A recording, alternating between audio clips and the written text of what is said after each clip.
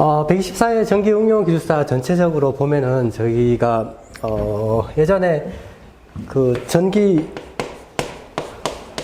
응용 파트하고 건축전기나 발송 이 비율이 우리 전기안전처럼 7대3 정도에서 6대4 정도였는데 이번에 수변전 설비가 보시는 것처럼 31문제 중에 3문제밖에 안 나올 정도로 많이 적게 출제됐습니다.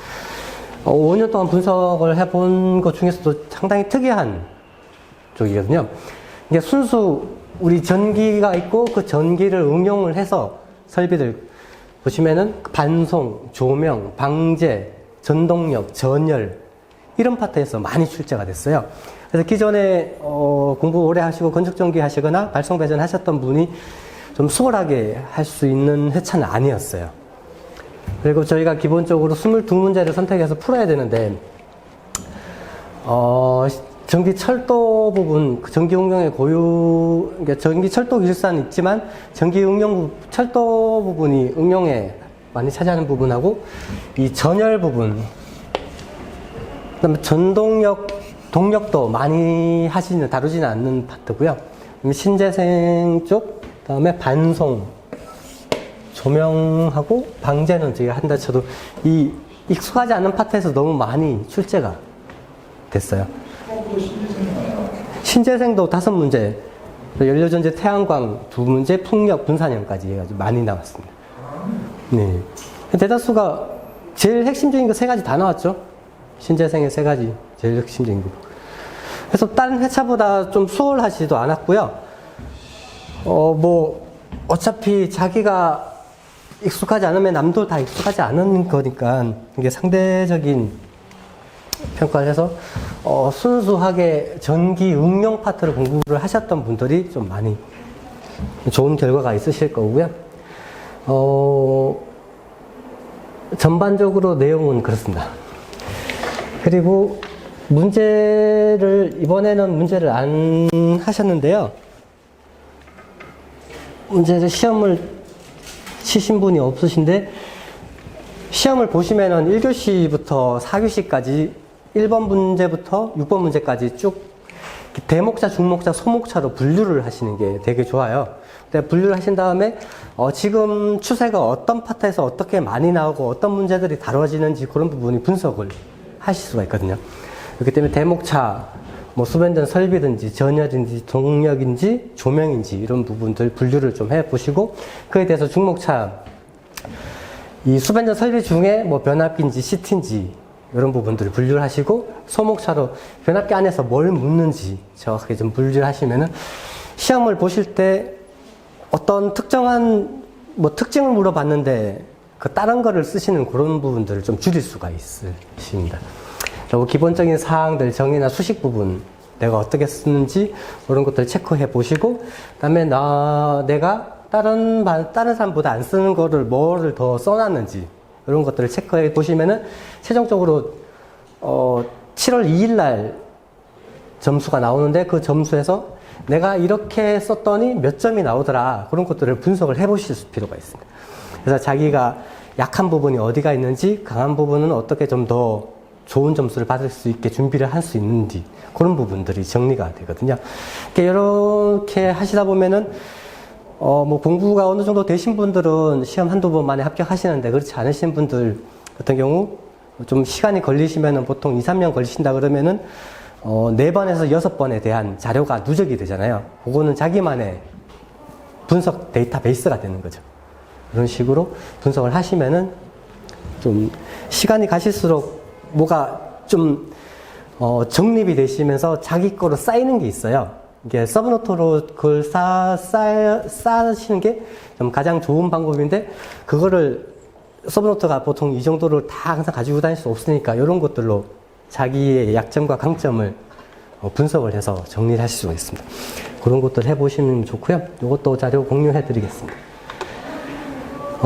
이번에 저희가 전기안전응용반에 응용 쪽 안전시험은 2월달, 8월달에 있고, 응용은 5월달, 8월달에 시험이 있거든요. 그렇기 때문에 이번에 안전은 시험은 없고 응용만 치러졌었고, 그 문제를 1교시부터 좀 보시도록 하겠습니다.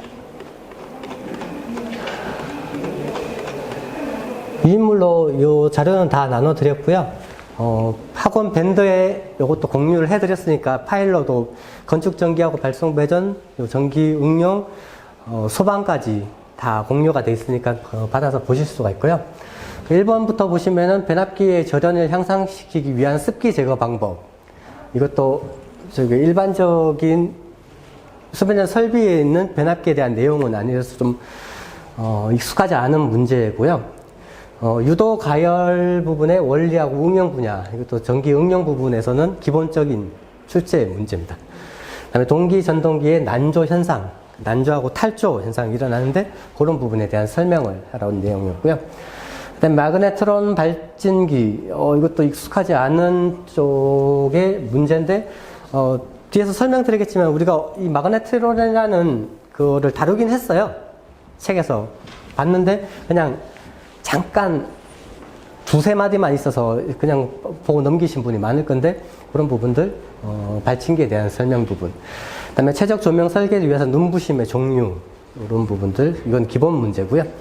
그다음에 직류 전동기의 손실 부분에 대한 종류와 이 속도 변동률에 대해서 쓰라고 하는데 직류 전동기도 솔직히 좀 많이 다루는 문제는 아니죠. 기본적인 사항, 손실에 대한 부분은 변압기하고 유사하니까 일단 플러스 되는 부분만 적으시면 되고, 그 다음에 에어 슈터의 배관 방식이라고 쓰라고 했는데, 이거는 첫 출제됐던 문제였습니다. 에어 슈터 내용도, 대다수가 선택을 안 하셨을 거예요. 1-7번 같은 경우. 1교시 같은 경우는 13문제 중에 10문제를 푸셔야 되기 때문에 너무 어려운 문제가 된 것들은 좀 선택을 안 하시면 되니까요. 1-7번 선택 안 하셨을 거고, 태양광 발전에 접속함의 기능하고 그 주요 구성품, 접속함이 있는데 그 접속함이 어떤 기능을 하고 있고, 그다음에 그 안에 어떤 부품들이 들어가서 그게 어떤 역할을 하는지 그런 것들을 적으라는 내용이죠. 전동력의 설비의 장단점에 대해서 쓰라는 문제. 이것도 이 전동력 설비가 그 전동기를 응용한 동력 설비인 거죠. 전기를 동력으로 만드는 전동기에 대한 내용들, 장단점 쓰라는 내용이고, 적외선 건조 부분, 우리 파장대 760나노미터보다 큰 파장대가 적외선인데 적외선 부분에 대한 건조기로 이용을 하는데 그런 부분에 대한 설명을 하라는 내용이고요. 그 다음에 가정용 연료전지에 대한 구성, 일반적인 연료전지 구성 부분하고 그때 대한 추정 방식, 이것도 추정 방식도 좀 익숙하지 않는데 간단한 내용입니다. 변압기 절연유의 성질에 대해서 쓰라는 그 내용과 그 다음에 고조파의 방지 대책, 절연유의 성질과 고조파의 방지 대책은 다 아시는 내용인 거죠. 기본 문제니까.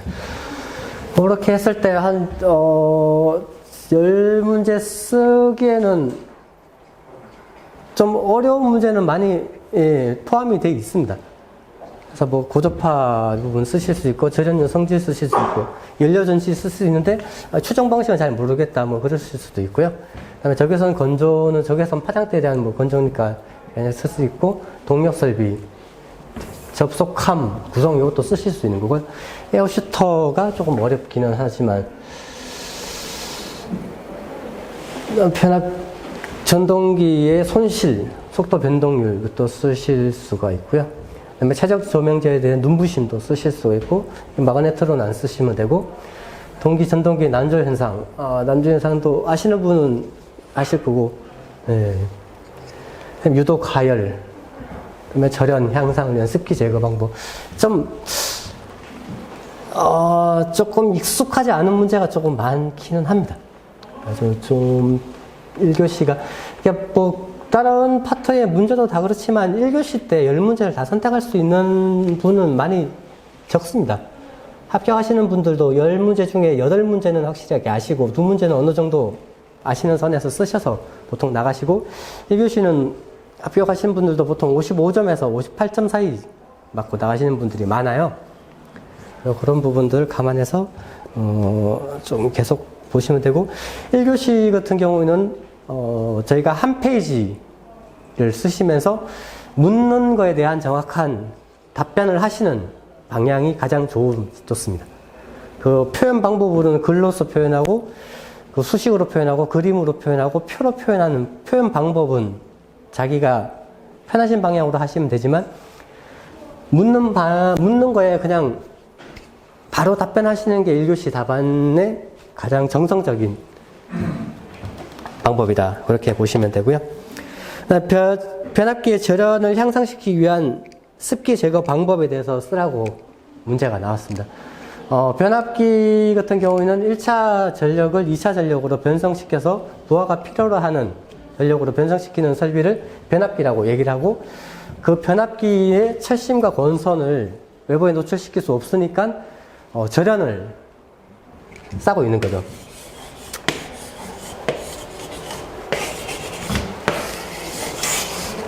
이 부분에 절연을 썼는데, 절연이 이게 건식, 몰드, 그 다음에 오일, 가스, SF6 가스, 이런 식으로 절연을 사용을 하고 있는 거고요. 그 절연이 이 부분에서 절연이 열화가 되는데, 열화가 수분에 의해서 열화가 되니까 그 수분에 대해서 열화를 시킬 수 없게 습기를 제거를 하는 그 방법을 묻는 거죠. 그래서 가장 수분에 대해서 가장 영향을 많이 받는 부분이 이 건식, 이 부분이 가장 많은 영향을 받게 되는 거고요. 이따 외에 얘 같은 경우에는 크랙에 영향을 많이 받게 되는 거고요. 얘도 수분에 영향을 받습니다. 얘가 SF6 가스가 맨 밑에 보시면 나오겠지만, SF6 가스가 화학적인 결합을 해서 SO2가 우리가 1ppm 이하로 관리를 해야 되는 SF6 가스가 물과 합성이 돼서 화학 반응을 해서 얘가 절연이 저하가 되거든요. 그러니까 이런 부분에 대해서 어떻게 할 건지에 대한 내용을 쓰는 문제였습니다. 저희가 감전, 우리 전기 안전 부분에서도 감전했을 때 그 외부 절연, 그러니까 피부에 대한 저항 부분, 그 다음에 내부에 대한 저항 부분, 그 다음에 피부에 대한 저항 부분, 이런 부분을 다루는데, 여기도 물이 젖어 있거나 습기가 많으면은 우리가 1종, 2종, 3종, 4종 중에서 그 물이 많은 부분이 더 위험한 조건이 되는 것처럼, 여기서도 똑같이 수분이 있으면 그 부분에서 절연 파괴가 되고 그 절연 성능이 저하가 되는 거죠. 그렇게 해서 이 습기를 제거해 줄 필요가 있다는 그런 내용이고요. 이런 것들하고 좀 일맥상통하게 보시면 되고, 그것 때문에 뭐 전기 설비에서는 트래킹, 이 표면 부분에서 일어나는 트래킹 부분, 그 다음에 트림, 이런 부분들이 수분 때문에 발생하게 되는 거죠. 여기서는 운전 중에 대한 내용으로는 정리 안 했고요. 그 공장에서 제조 과정에서 시험으로 그 제조 과정에서 할 수 있는 방법, 그걸로 정리를 했습니다. 그러니까 자기 취향에 따라서 요 파트, 절연의 종류에 대해서 나누셔도 되고, 그다음에 이쪽이 좀 제조 과정에서 할 수 있는 이런 파트로 할 수 있습니다. 이렇게 보시면은 그 변압기의 절연 습기를 제거하기 위해서 그 진공법과 단락법, 그다음에 열풍법, 요 세 가지로 구별을 할 수 있고요. 진공법은 변압기를 탱크 안에 넣은 다음에 이 파이프를 통해서 높은 온도의 증기를 전송시켜서 수분을 건조를 시키는 방법이고요. 그다음에 건조 속도가 빠르고 효과가 좋고, 공장에서 주로 사용하고 큰 변압기 현장 조립 때 사용하는 그런 특징을 가지고 있습니다. 단락법 같은 경우에는 습기 제거 방법으로 그 1, 2차 건선의 한쪽을, 우리 단락 시험 하는 것처럼 변압기가 한쪽 끝부분을 단락을 시킨 다음에 이 부분에서 1차의 전압을 천천히 올려줬을 때, 그때 그러니까 단락을 시켜서 이 I제곱 RT, 칼로리가 아니고 줄이죠.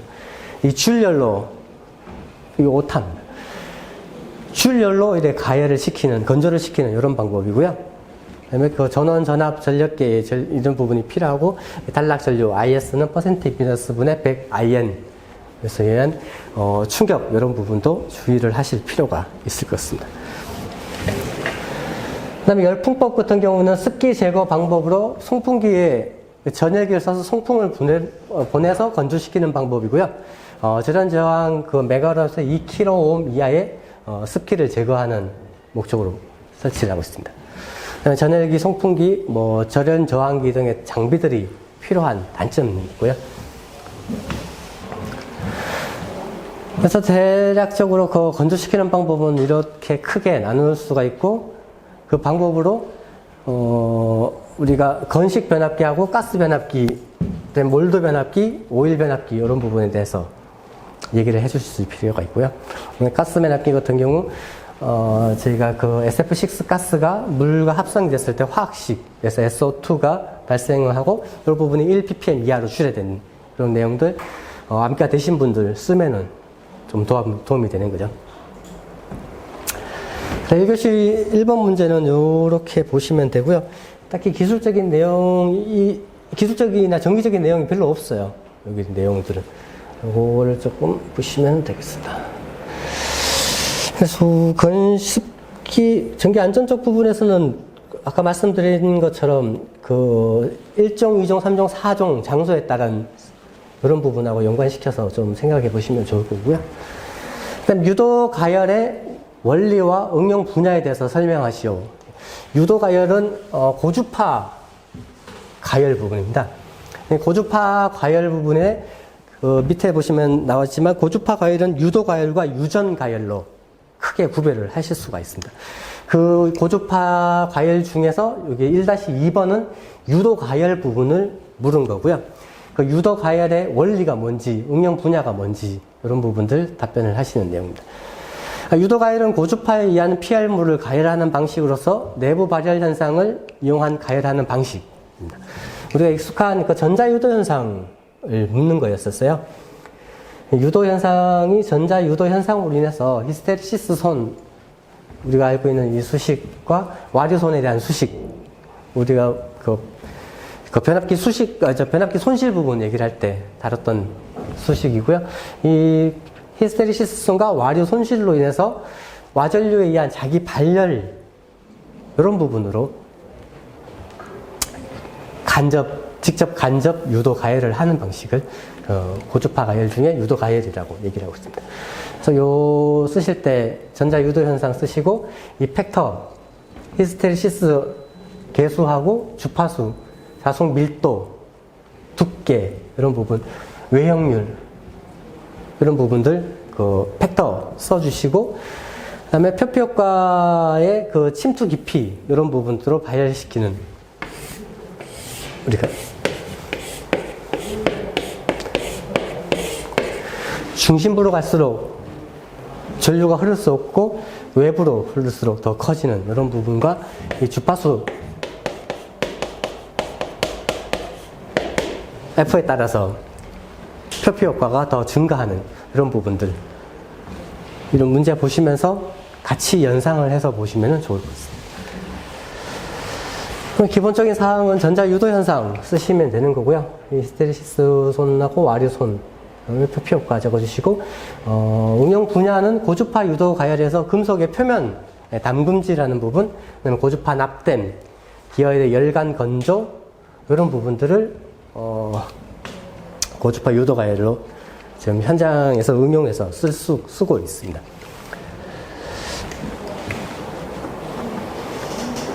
고주파 가열은 그 유도 가열하고 유전 가열로 구분을 하고 있고요.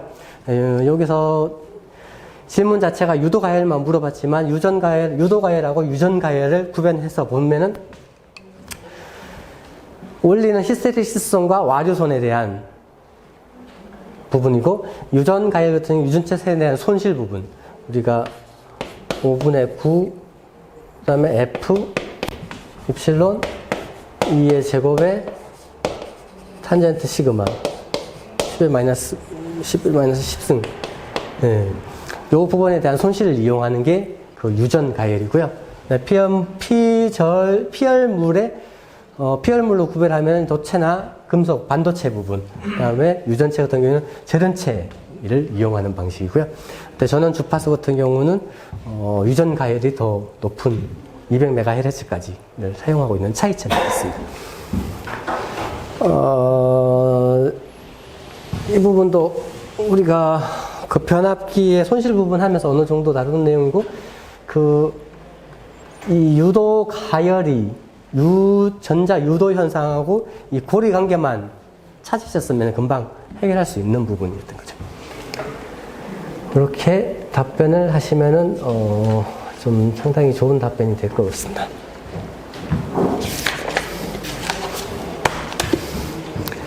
동기 전동기의 난조 현상에 대해서 설명하려고 했는데, 동기 전동기 부분도 저희가 유도 전동기 부분은 많이 다루고 내용을 좀 다루지만 직류 전동기하고 동기 전동기는 많이 다루지는 않죠. 그렇지만 동기 전동기 부분에 대한 기본적인 사항들 몇 가지 더 좀 알아볼 필요가 있는데, 이 난조 현상도 그에 대한 하나 부분이고요.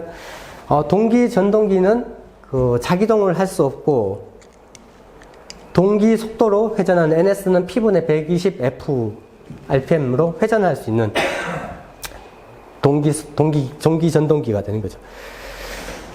동기 전동기의 난조 현상은 회전기가 동기 속도를 중심으로 감속을 반복하는 현상을 난조 현상이라고 얘기를 하고 있습니다. 그 원인으로는 동기기의 부하가 급변할 때 전원 주파수의 급변 부분으로 발생을 하는 거고요. 이 부하가 세타 제로로 운전을 하고 있다가 부하가 변동을 하면서 세타 제로가 세타 원으로, 시그마 제로에서 시그마 원으로 이동을 하게 되는데, 그때 그 부하 토크하고 전동기 토크에 대한 부분이 평행이 깨지게 되는 거죠. 그게 깨지면서 얘네들이 순간적으로 회전자가 감속을 하게 되는 거고요.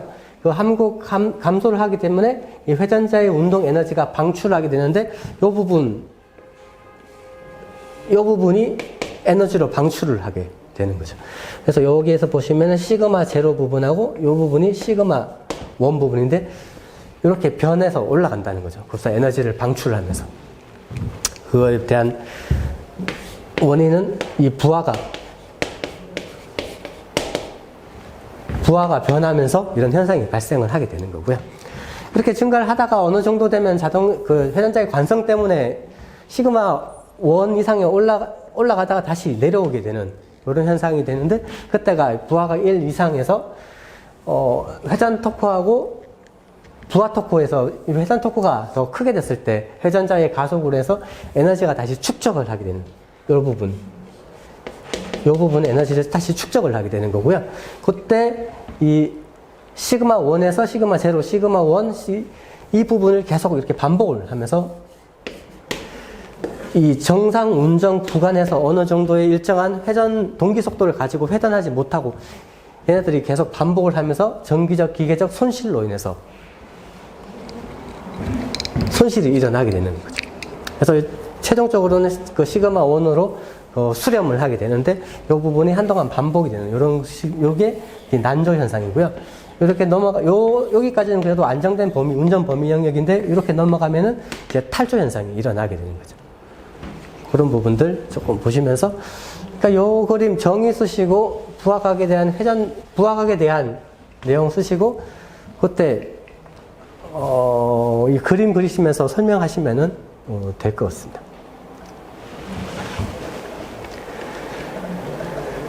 그래서 난조 현상 방지 대책으로서 플라이휠 효과 이용하는 방법 같고, 제동 권선을 설치하는 방법, 이런 식으로 우리가 원인 영향 대책 부분으로 설명을 하실 수가 있을 것 같습니다. 그래서 이런 부분을 조금 적어주시면 되고요.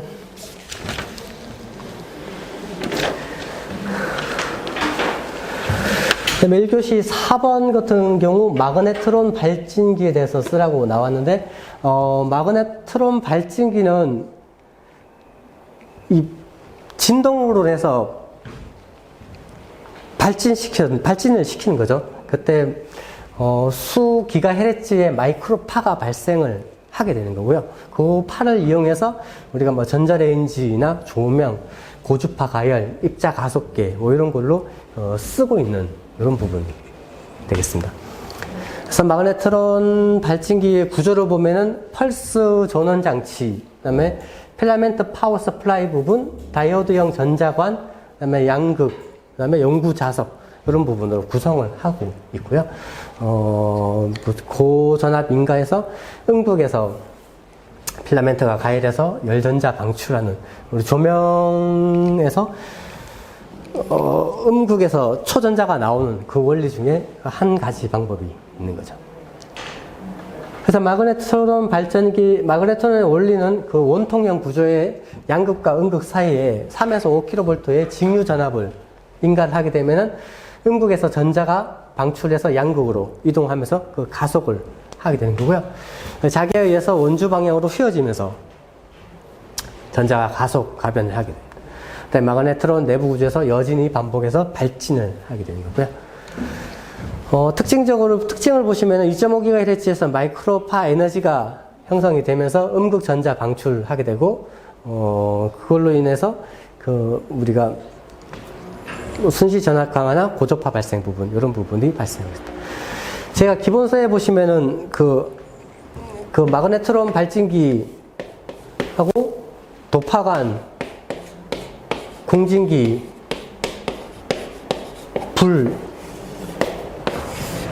이 플라즈마 방전에서 이 부분을 보셨을 거예요. 그때 우리가 조명에서 플라즈마 방전에 이용하는 게 이 마그네트론 발진기 요겁니다. 그때는 이 플라즈마 방진기를 묻는 게 아니고, 여기서는 플라즈마 방진기를 묻는 게 아니고, 여기서는 그 원리가 되는 고주파 진동을 하는 마그네트론 발진기 요거를 묻는 문제였었고요.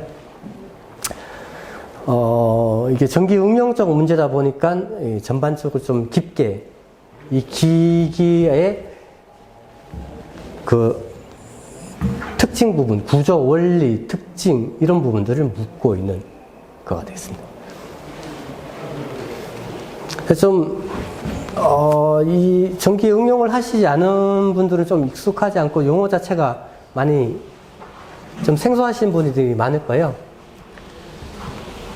그래서 특히 1교시, 그러니까 1교시가 조금 그렇고요. 나머지 2, 3, 4교시는 그래도 좀 괜찮은 문제가 많습니다.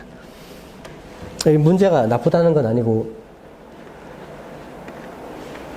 좀 안전을 하시는 분한테는 좀 익숙하지 않는, 다루지 않는 부분의 영역의 문제라고 보시면 되겠습니다. 그렇게 했을 때 전등에 대한 내용은 말씀을 드렸고요. 그 다음에 건조기를 이용했을 때 방열형 히터 부분하고 봉입 대류형 히터, 그 다음에 마그네트론 히터 이런 부분으로 사용을 하실 수가 있고, 그때 물이 함수율이 얼마만큼 있을 때 표면 상태에 대한 내용, 그다음에 운전 시간 했을 때 어떻게 효과가 되는지 이런 부분들 좀 비교를 해서 넣습니다.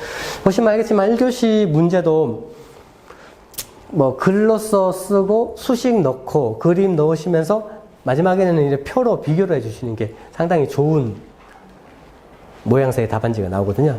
그런 식으로 조금 생각해 보시면 좋습니다.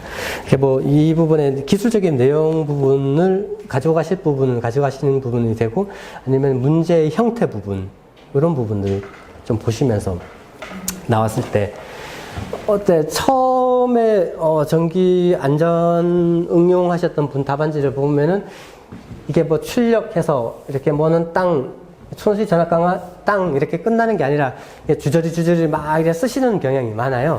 그렇게 쓰시면은 시간 내에 쓰기가 되게 힘듭니다.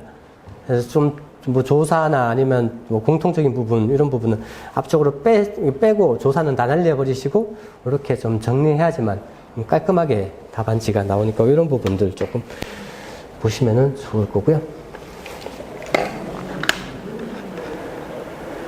그다음에 최적 조명 설계를 위한 눈부심의 종류에 대해서 쓰라고 얘기가 질문이 났습니다. 이거는 뭐 우리 건축전기 하시는 분이나 아니면 응용하시는 분은 기본사항으로 알고 있는 부분이고요.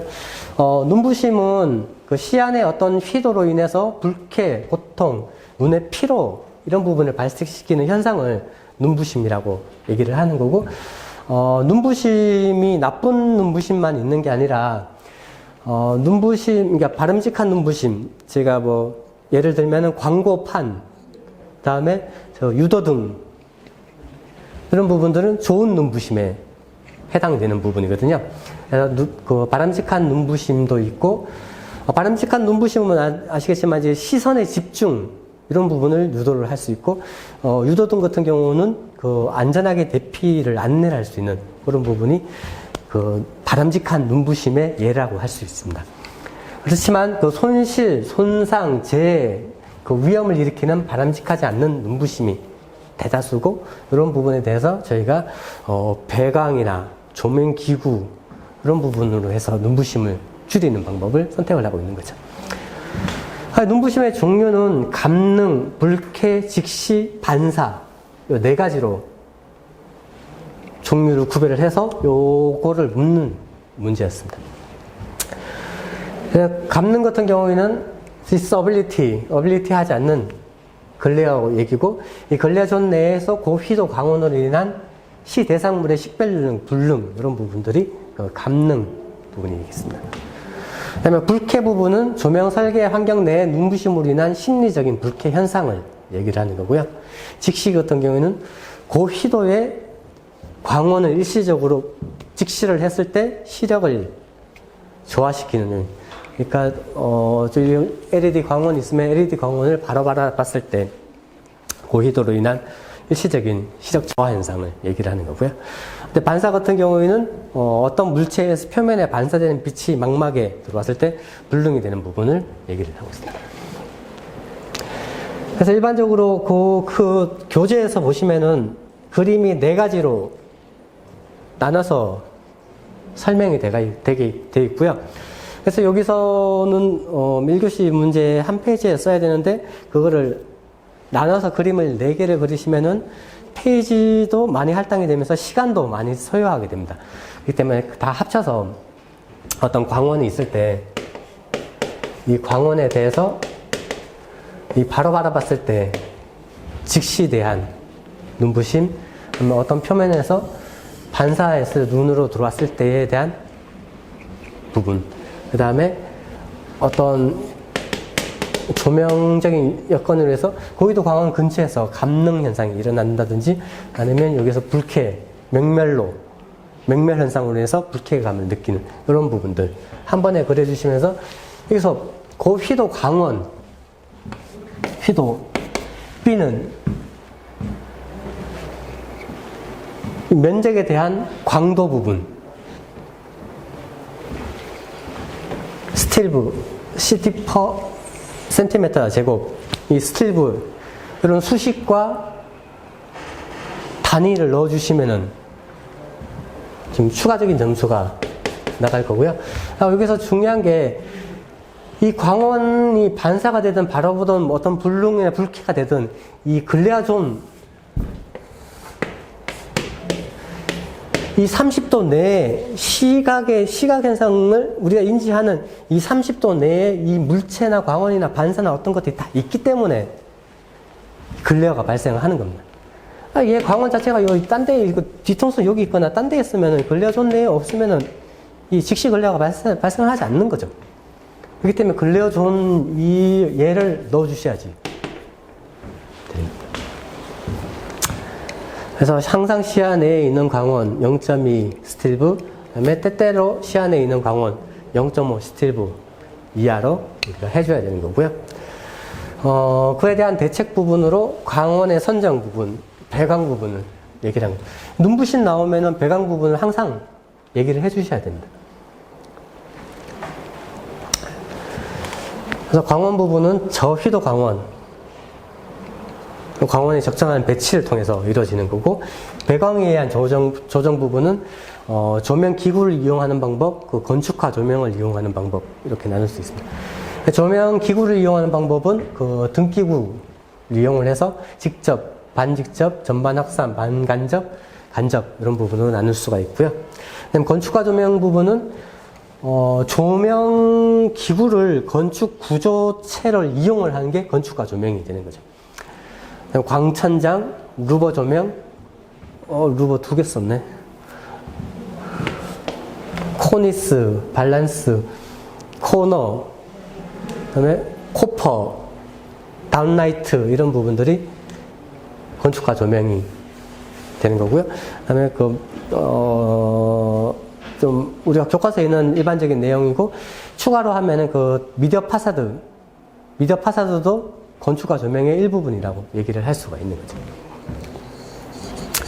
그다음에 글레어 존 30도에 대한 설계 부분을 다뤄주시면은 이 최적 조명 설계에 대한 눈부신 부분이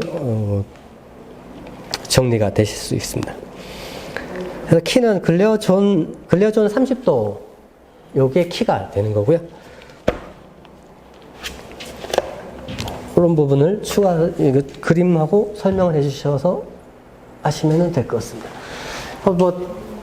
제가 자주 말씀드리는 말씀이지만 어떤 현상에 대해서 안 좋은 현상 있으면은 그에 대한 현상에 대한 원인, 영향, 대책 부분도 한두 줄 정도 써주시면은 모양새가 딱 갖춰지고, 아까도 잠깐 얘기를 했지만 기술사 답안지는 어느 정도 일정한 틀이 있거든요.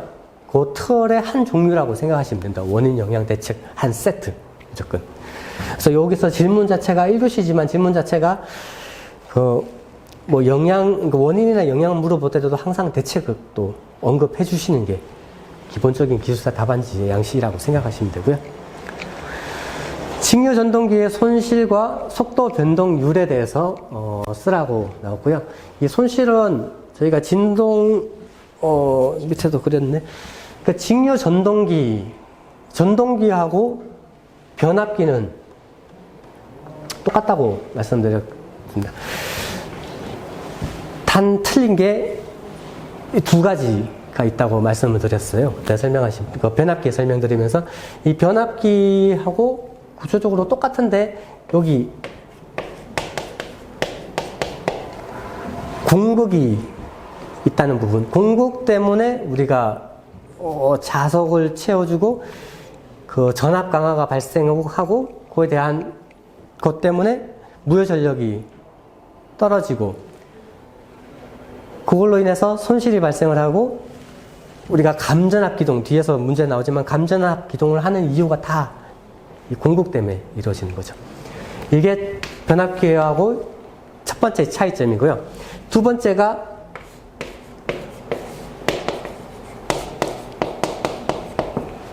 아마추어 부분이 회전을 한다는 거죠. 요게 변압기하고 두 가지 차이점이라고 설명을 드렸고요. 그걸로 인해서 변압기에서 발생하지 않는 일반적인 손실은 변압기 손실하고 똑같습니다. 우리가 히스테리시스손, 앞에서 다뤘던 히스테리시스손, 와리손도 히스테리시스손을 루프 그려서 설명하시면 된다 그랬고, 와리손도 복잡하게 그림 다 있는 거 그냥 간단하게 철심에 코일을 감아서 오론 나사 법칙으로 해서 전류가 흘렀을 때 이 자석이 발생을 한다. 이 발생되는 자석으로 인해서 권선에 자석이 들어오면은 자석은 항상 그 자석에 반하는 방향으로 자석이 발생을 한다고 말씀드렸고, 이 반하는 자석으로 인해서 오른 나사 법칙으로 일어나는 게 와전류라고 말씀드렸고, 이게 간단하게 책에 있는 것처럼 복잡하게 그리지 마시고 간단하게 이 그림 두 개로만 해결하실 수가 있는 부분이고요.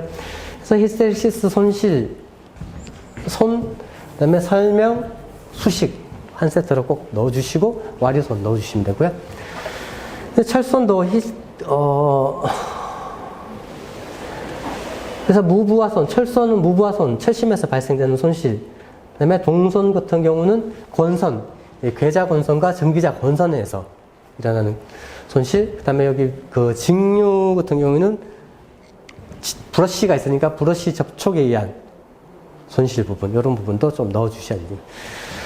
그런 부분 넣어주시고, 여기가 회전기이기 때문에 기계손, 풍손 이런 부분들을 좀 넣어주시면 되겠습니다.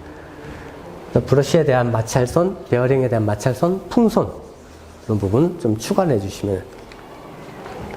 변압기하고 기존에 우리가 알고 있는 내용에 얘가 어떻게 다른지 위주 그런 식으로 설명해 주면 되고, 그렇기 때문에 변압기 같은 경우에는 효율이 99.1% 정도가 나오는데 얘네들은 상당히 낮게 나오는 거죠. 효율 자체가.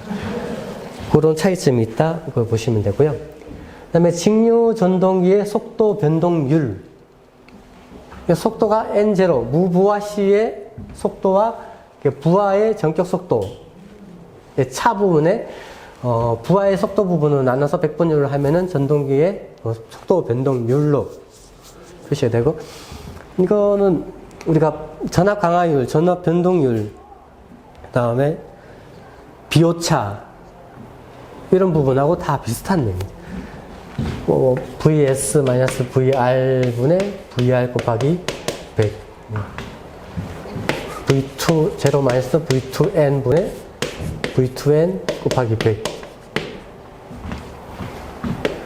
공칭 변로비 빼기 실제 변로비 분의 실제 변로비의 백분율, 이런 부분들이 다 일맥상통하게 비슷한 내용. 얘하고 제일 비슷한 거죠.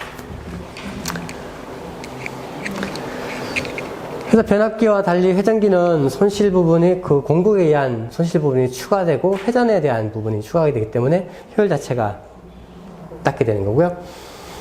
우리가 그 2018년 10월 달부터 프리미엄 고효율 전동기 i3 부분이 이제 판매와 사용하게 되는 그런 내용들 좀 보실 수가 있습니다. 직류 전동기 부분은 직류 전동기 부분도 많이 좀 다루어서 하시는 부분이 아니라서 간단히 보시면 되고, 그 에어슈터의 그 기송관이라고 에어슈터의 그 배관 방식에 대해서 설명하라고 놨습니다. 저도 처음 들어봤어요, 에어슈터. 저도 뭐 자료가 없어서 제가 인터넷을 봤더니 코스트코 거기서 무슨 서류나 배관, 돈 같은 거 이동할 때 쓰는 거라 그러더라고요. 이런 관들이 있는데 이 캡슐 같은 거를 넣어서 서류나 돈을 넣어서 여기다 탁 넣으면 이게 슝 가면서 이 원하는 곳으로 이렇게 이동을 하는 그게 에어슈터라고 얘기를 하더라고요. 코스트코의 저 방식을 사용하고, 그 미드 보면은 가끔씩 그 미국에서 저걸 이용해서 하는 방식이 그 영화에서도 무슨 범죄 영화에서도 한번 본 것 같은데 그런 방식을 쓴다고 합니다. 병원에서 많이 쓰죠? 네? 병원에서도 쓰고요. 우체국, 병원, 호텔, 우체국, 뭐 공장 이런 데서 쓴다 그러더라고요. 근데 실질적으로 저도 뭐 직접 본 건 아니라서. 보신 거 같다고요? 병원에서 네. 많아가지고 예. 예, 뭐 그렇게 쓴다고 그러더라고요. 병원 자주 가시나 봐요. 부작에 친한 네. 그래서 요거는 뭐 따로 뭐 내용이 없어요. 그 서류봉투 이런 걸 넣어서 송풍기로 해서 송압으로 요래서 4에서 8 미터 퍼 세크 미리세크로 고속으로 보내는 장치가 에어슈트고요. 그래서 물어는 배관 방식은 이게 단광식과 복광식 두 가지로 나눠서 구별을 할 수 있습니다. 단광식 같은 경우에는 공기관을 하나만 설치하는 거고요. 복관식 같은 경우에는 공기관을 두 개를 설치해서 방송용과 인수용 두 가지를 병행을 하는 방식이라고 보시면 뭐 다시 나올 것 같지는 않고요. 간단하게 보시면 될 것 같습니다.